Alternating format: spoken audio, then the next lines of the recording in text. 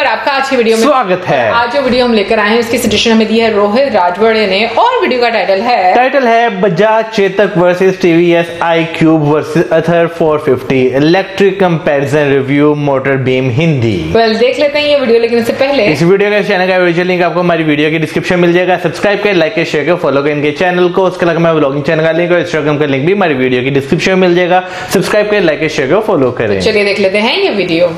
नमस्ते दोस्तों, आपका स्वागत है आज मोटर बीम हिंदी में। आज हम कंपेयर कर रहे हैं दो बेहतरीन electric scooters Bajaj Chetak versus Ather 450। चलिए शुरू करते हैं। अरे टीवीएस की iQube भी आ चुकी है, तो अब दो नहीं तीन कंटेंडर है। चलिए बैक टू ऑफिस।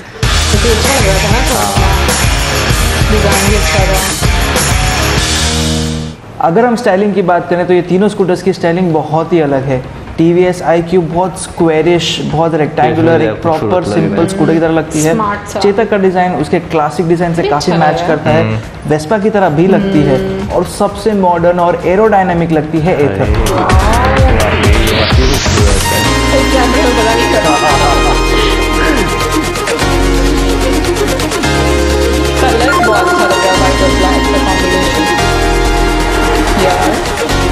और अगर हम डायमेंशंस की बात करें तो साइज वाइज भी iQube सबसे बड़ी है, दूसरे नंबर पे आती है चेतक और तीसरे नंबर पे आती है एथर। ये तीनों मोटरसाइकिल्स में आपको एलईडी हेडलाइट, टेल लाइट और इंडिकेटर्स भी मिलेंगे। iQube में आपको बॉक्स शेप के मिरर मिलते हैं जो इतने अच्छे नहीं दिखते, जबकि चेतक और एथर में आपको ट्रायंगुलर शेप के मिरर्स मिलते हैं। रियर व्यू विजिबिलिटी में iQube के मिरर्स बाकी दोनों स्कूटर्स से बेहतर हैं। ओवरऑल डिजाइन फिनिश में चेतक काफी नीट है, इसमें आपको कोई एक्स्ट्रा होल्स ऐसे दिखाई नहीं देते। दूसरे नंबर पे आती है एथर, जिसकी फाइबर बॉडी का फिनिश भी काफी अच्छा है लेकिन बॉडी पैनल्स काफी कम है। और तीसरे नंबर पे आती है iQube, जिसके बॉडी पैनल्स काफी बड़े हैं लेकिन आपको क्रीजेस बीच में दिखते हैं। एथर का क्लस्टर आप स्विच गियर के साथ कंट्रोल कर सकते हैं, साथ ही साथ ये टच स्क्रीन भी सपोर्ट करता है। दूसरे नंबर पे है iQube का क्लस्टर जो एक स्मार्ट कनेक्ट क्लस्टर है। ये क्लस्टर में आपको टच स्क्रीन नहीं आता और ये साइज में थोड़ा छोटा भी है। इसमें आपको सिमिलर डिटेल्स मिलते हैं एथर की तरह। इसमें आपको टर्न बाय टर्न नेविगेशन भी मिलता है लेकिन एक कंप्लीट मैप नहीं दिखता। ये क्लस्टर में दो सेक्शंस आते हैं। लेफ्ट साइड का सेक्शन जो ब्लू कलर में है उसमें आपको मोबाइल नोटिफिकेशंस आते हैं, जैसे कि कोई मैसेजेस या miss call alerts. Right section के सेंटर में आपको एक प्रॉपर स्पीडोमीटर मिलता है और अगर आपने नेविगेशन चालू किया है तो स्पीडोमीटर छोटा हो जाएगा और आपको नेविगेशन डेटा दिखेगा उसमें। टीवीएस iQube में रीजनरेटिव ब्रेकिंग भी है और ये आपको क्लस्टर पे भी दिखाई देती है अगर आप थ्रॉटल छोड़ दें। अगर आप टीवीएस iQube को चालू करते हैं तो उसका क्लस्टर सबसे पहले आइडल मोड पे जाएगा जब तक आप स्टार्ट बटन ना दबाएं। ये आइडल मोड में आपको दो बेसिक इन्फॉर्मेशन मिलती है, बैटरी परसेंटेज और अवेलेबल रेंज। तीसरे नंबर पे और सबसे बेसिक दिखने वाला क्लस्टर है बजाज चेतक का। ये क्लस्टर भले ही एक कंप्लीट डिजिटल क्लस्टर है लेकिन इसमें ज़्यादा इन्फॉर्मेशन नहीं मिलती। आपको बेसिक इन्फॉर्मेशन जैसे कि time, speedometer, range, battery consumption और कौन से मोड में आप चला रहे हैं, इतनी ही डिटेल्स मिलती हैं। ये डिजिटल इंस्ट्रूमेंट क्लस्टर एक ब्लैक बैकग्राउंड के साथ आता है तो आपको कड़ी धूप में देखने को थोड़ी तकलीफ हो सकती है। एथर 450 का स्विच गियर इतना अट्रैक्टिव नहीं है। ये एक सिंपल बेसिक स्विच गियर है और इसका प्लास्टिक का क्वालिटी भी काफ़ी चीप है। iQube का स्विच गियर एथर से बेहतर है। इसका प्लेसमेंट भी सिंपल है लेकिन ये आपके अंगूठे से इजीली एक्सेसिबल है। iQube के स्विच गियर के आजू बाजू में आपको सिल्वर फिनिश भी मिलती है जिससे काफ़ी प्रीमियम लगता है। चेतक का स्विच गियर सबसे बेस्ट है, इसमें पियानो फिनिश आता है और बैकलिट भी आता है। कॉम्प्लिकेटेड होने के बावजूद ये स्विच गियर की फील अच्छी और प्रीमियम लगती है। ये तीनों स्कूटर्स का एर्गोनॉमिक्स काफ़ी सिमिलर है क्योंकि आपका सीटिंग पोस्चर अपराइट और कंफर्टेबल रहता है। एथर की मेन बैटरी इसकी फ्लोर बोर्ड में आती है जिसकी वजह से इसका फ्लोर बोर्ड काफ़ी मोटा है।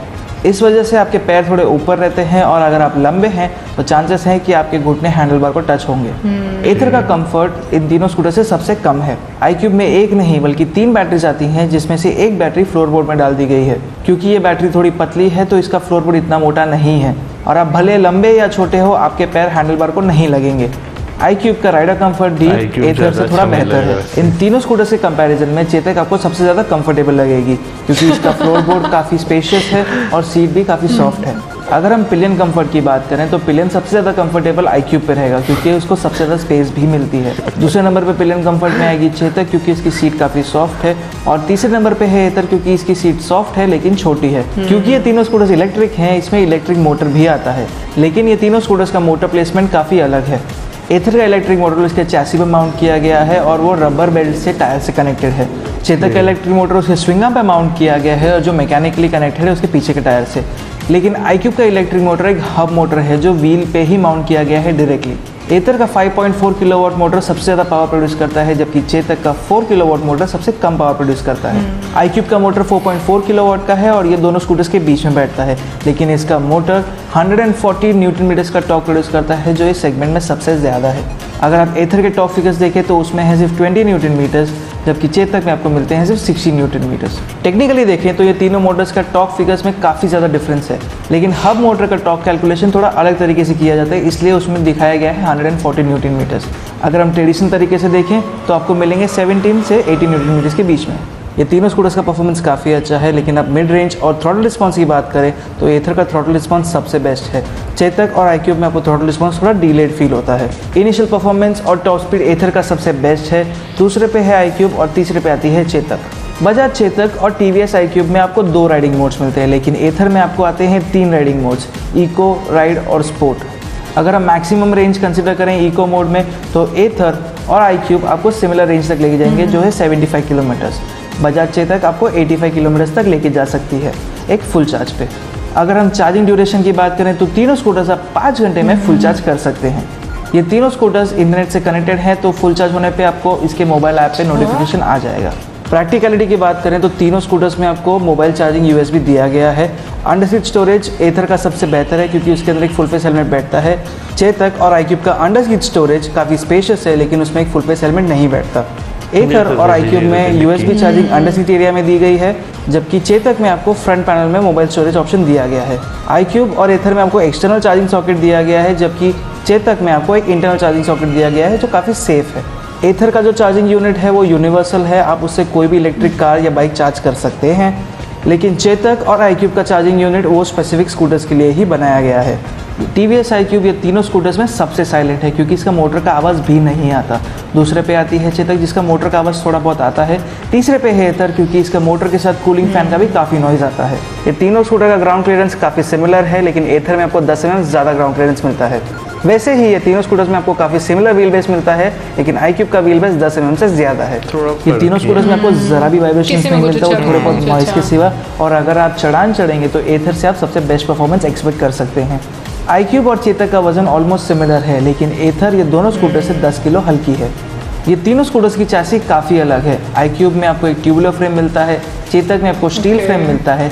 एथर का चैसी सबसे एडवांस है, क्योंकि ये सबसे कम जगह लेता है और सबसे best centre of gravity provide करता है।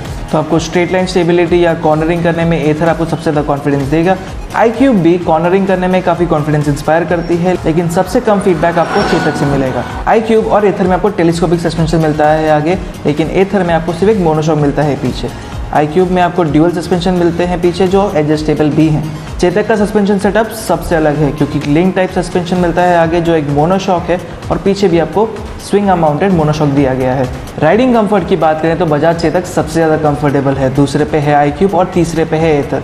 लेकिन हम राइडिंग डायनामिक्स की बात करें तो एथर में आपको सबसे अच्छा फीडबैक मिलता है, दूसरे पे है iQube जो एक बैलेंस फीडबैक देती है, और तीसरे पे है एथर जिसका फीडबैक इतना अच्छा नहीं है। ये तीनों स्कूटर्स में आपको 12 इंच के अलॉयज मिलते हैं। एथर और चेतक में MRF के टायर्स आते हैं, जबकि iQube में TVS टायर्स मिलते हैं। अगर आपको एक इलेक्ट्रिक स्कूटर चाहिए जो राइडिंग कंफर्ट दे और स्टाइलिश भी लगे, तो आप बजाज चेतक को चूज़ कर सकते हैं। अगर आपको दोनों के बीच में का बैलेंस चाहिए तो TVS iQube एक अच्छी स्कूटर है, लेकिन अगर आपको एक प्रॉपर परफॉर्मेंस स्कूटर चाहिए तो आपको एथर 450 लेनी चाहिए। और अगर आपके पास थोड़े और पैसे भी हैं तो आपको प्रॉपर परफॉर्मेंस इलेक्ट्रिक स्कूटर चाहिए जो दिखने में कलर ऑप्शंस के साथ भी आए, तो आप एथर 450X को चूज़ कर सकते हैं। तो अगर आपको एक इलेक्ट्रिक स्कूटर लेनी है और आप बैंगलोर में हैं तो आपके पास 2 ऑप्शंस हैं, TVS की iQube और एथर। अगर आप कोई और सिटी में हैं तो आपके पास इतने ऑप्शंस नहीं हैं, लेकिन अगर आप पुणे में हैं तो आप बजाज चेतक ले सकते हैं। शुक्रिया दोस्तों ये वीडियो को देखने के लिए। अगर आपको ये वीडियो पसंद आया हो तो ज़रूर एक लाइक दीजिए। कमेंट सेक्शन में ज़रूर बताएं कि आप इलेक्ट्रिक स्कूटर लेंगे या एक्टिवा जैसी कोई पेट्रोल स्कूटर प्रेफर करेंगे। मैं आपको मिलूंगा अगले वीडियो में, तब तक के लिए बाय बाय। बात करें तो मुझे लग रहा है कि इंडिया में आने वाले समय में जो है ना, आपको इलेक्ट्रिक व्हीकल्स जो हैं वो खासतौर पर स्कूटर्स की बात करें तो काफी ज्यादा देखने को मिल सकते हैं। लेकिन अच्छी बात यह है कि प्रोडक्शन हो रही है। हाँ। और इस साइड को लोग मतलब कि एक एक आप स्टार्ट लेते हो, एक इनिशिएटिव लेते हो हर चीज का, तो मुझे लगता है कि अगर व्हीकल्स की टोटली ओवरऑल हम लोग बात करें तो बहुत सारी गाड़ियों को भी हम लोगों ने देखा है। आज हम लोगों ने जो हम कहेंगे स्कूटर्स हैं उनको भी देखा है। तो मतलब इससे पहले भी हम लोगों को पता तो था, लेकिन ये कि आज थोड़ा सा डिटेल में हम लोगों ने जाना, तो अच्छा मेरे ख्याल में बहुत ऑप्शन है, क्योंकि जो इन्वायरमेंट का एक प्रॉब्लम चल रहा है काफी टाइम से, एटलीस्ट उसको सही करने के लिए ये चीजें बहुत ज्यादा हेल्पफुल हैं। मैं अगर बात करूँ ना तो अभी नो डाउट ये इंडस्ट्री जो है इलेक्ट्रिक व्हीकल्स की उस तरह बूस्ट पे नहीं जाएगी। अभी इसे जो है एक बूस्ट आने में टाइम काफी ज्यादा लगेगा। उसकी रीजन ये कि चार्जिंग टाइम, जो चार्जिंग टाइम है वो बहुत ज्यादा, जैसे अगर जैसे वीडियो बताया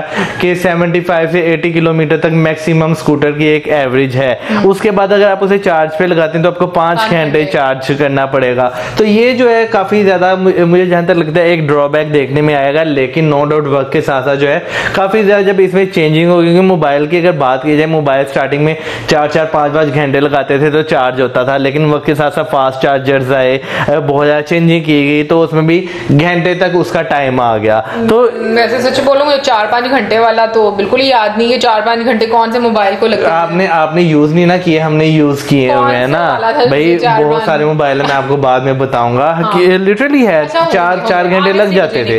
तो खैर अभी जो है काफी ज्यादा रिफॉर्म है उस इंडस्ट्री में, तो नो डाउट इन फ्यूचर इस इंडस्ट्री में भी आएगा। वैसे एक मेरी पर्सनल ओपिनियन ये है कि जो गाड़ियां हैं या स्कूटर्स हैं, इनमें कुछ इस तरह की एडजस्टमेंट होनी चाहिए कि इनमें सोलर प्लेट लगे, जैसे जैसे ये चलती जाए खुद ब खुद चार्ज होती जाए। देखी थी ना हमने एक स्कूटर जो ऊपर, वो तो उन्होंने एक्टिवा पे खुद लगाया था ना। एग्जैक्टली। लेकिन मुझे भी लगता है कि हाँ ऐसी चीजें भी होनी चाहिए। मौसम वाला आइडिया भी अच्छा है, बट उसके साथ साथ जैसे कि चार्जिंग पॉइंट्स हैं, अभी ऑब्वियसली लोग इतना ज्यादा इसकी तरफ नहीं है, बट आने वाले टाइम में मुझे लगता है कि इसकी मार्केट काफी ज्यादा अच्छी हो जाएगी, और विद टाइम बहुत सारी चीजें जो सी हैं वो बेहतर भी हो जाएंगी। जो टाइमिंग्स हैं वो भी कम हो जाएंगी, क्योंकि जैसे मोबाइल की एग्जांपल दी तो मुझे ये जरूर याद है कि पहले बड़े बड़े वो छितर मोबाइल मौसम यार, मतलब बहुत बड़े मोबाइल हुआ करते थे।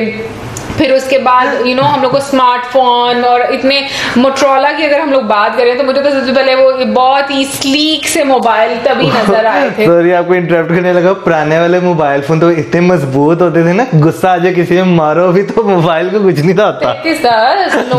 बिल्कुल। और आजकल के फोन आप फेंकने का सोच ही नहीं सकते, पता फटीक बढ़ जाएगी। हाँ, बट ये कि विद टाइम जैसे चीजों में बहुत ज्यादा एक बेहतरी आती है, तो डेफिनेटली इसमें भी आएगी। बट मुझे ऐसा लगता है कि लोग जाएंगे मॉडल, इस मार्केट इसकी बहुत ज्यादा बढ़ेगी। नो डाउट वही ना, एक वक्त आएगा कि पेट्रोल में कितना हम लोग रिलाई कर सकते हैं और उससे इन्वायरमेंट को कितना ज्यादा नुकसान हो रहा है। लोगों को जब ये ऐसे ऐसा चीजें समझ में आएंगी तो डेफिनेटली लोग इसको बहुत ज्यादा, मुझे लगता है कि इसकी साइड पर आएंगे। और उसके साथ जो प्राइसेस हैं वो बहुत रीजनेबल है। एक चीज मैं पूछना चाहूंगी कि प्राइसेस क्या हर सिटी में डिफरेंट होती हैं? क्योंकि मुझे इस चीज का बिल्कुल भी नहीं पता था कि जो उन्होंने एंड पर दिखाया है। नहीं, वो सिटी टू सिटी जो है वेरी करते हैं, क्योंकि यहाँ पे भी इस तरह होता है। अगर आप कराची से गाड़ी लेते हैं ना, वो आपको सस्ती मिलती है। अगर आप लाहौर से लेते हैं उसमें प्राइस में कुछ हजार का फर्क आ जाता है। नहीं, टैक्स ट्रांसपोर्टेशन का बेसिकली जो है वो फर्क आ जाता है, तो इस वजह से जो है वो महंगी होती है। लेकिन अगर मैं स्कूटर्स की बात करूँ, जो हमने 3 देखे, तो मुझे जो है तीनों ही वैसे तो बहुत खूबसूरत लगे, लेकिन सबसे अच्छा जो मुझे पसंद आया वो मुझे iQube जो है वो मुझे ज्यादा पसंद आया है। अच्छा, वैसे मुझे लगता है अगर मैं चेतक के लिए जाना चाहूंगी, क्योंकि चेतक एक थोड़ी विंटेज सी और क्लासिक सी लुक मुझे दे रहा था, इस वजह से तो मैं चेतक को खरीदना चाहूंगी अगर मुझे कभी मौका मिले। और मैं iQube की तरफ इस वजह से जाना चाहूंगी क्योंकि वो टेक्नोलॉजी को दर्शा रहा है, तो इस वजह से। हाँ, नहीं वो अच्छी बात है। मुझे ये चीज बड़ी अच्छी लगी कि जितने भी हम लोगों ने स्कूटर्स देखे हैं, सीरियसली इनको देखने के बाद यहाँ की बाइक्स पे ना गुस्सा आ रहा है और कि बंदा ना इनको कहीं पर निकाल दे, क्योंकि चार्जिंग पॉइंट, फिर उसके अलावा जो सबसे बेस्ट ऑप्शन मुझे लगा है कि जो स्टोरेज स्पेस दी गई है वो बड़ी इंपॉर्टेंट है। कि जैसे आप जाते हो मार्केट में कोई चीज वगैरह नहीं, वरना तो दोनों साइडों पर थैले बेचारे ऐसे कान उसके लटके हुए होते हैं और बस करते, मतलब सारा दुनिया को जुल्म तुम पर नहीं होता भाई।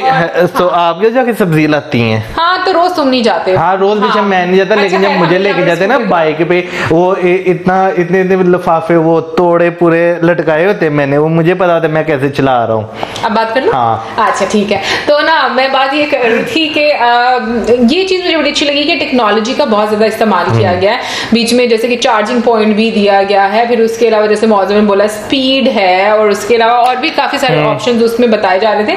तो मुझे ये चीज अच्छी लगती है कि टेक्नोलॉजी का काफी अच्छे तरीके से इस्तेमाल किया जाता है और लोगों को उसके साथ साथ चलना भी चाहिए, क्योंकि यहाँ पर इतने पुराने, मुझे अच्छे से याद है जहाँ पर हम लोग ट्यूशन पढ़ने जाया करते थे, उनके घर में वेस्पा हुआ करता था और मुझे बहुत ज्यादा अभी भी है, लेकिन अभी वेस्पा इतने ज्यादा नजर नहीं है, लेकिन उनके पास अभी भी है। हाँ, वो भी चलाते हैं, वो जो अंकल है ना, वो चलाते हैं। अच्छा, हाँ। वैसे बड़ी बात है इतनी, उनका तो वेस्पा जो था वो म्यूजियम में रखना चाहिए, मतलब इतना पुराना हो गया, मतलब इसलिए। एनीवे गाइस, ओवरऑल काफी मजे की वीडियो थी और मुझे लगता है कि बहुत सारे लोग जो है आई थिंक अभी खरीद भी रहे हैं इन चीजों से, क्योंकि अगर लोग खरीद रहे हैं इसी वजह से मार्केट में चीजें आ रही हैं और काफी सारे जो मतलब स्कूटर्स हैं वो भी मार्केट में आ रहे हैं। तो गाइस, ये तो थी हमारी आज की वीडियो, इसके साथ हमें इजाजत, हमारे चैनल, वीडियो, गुड बाय।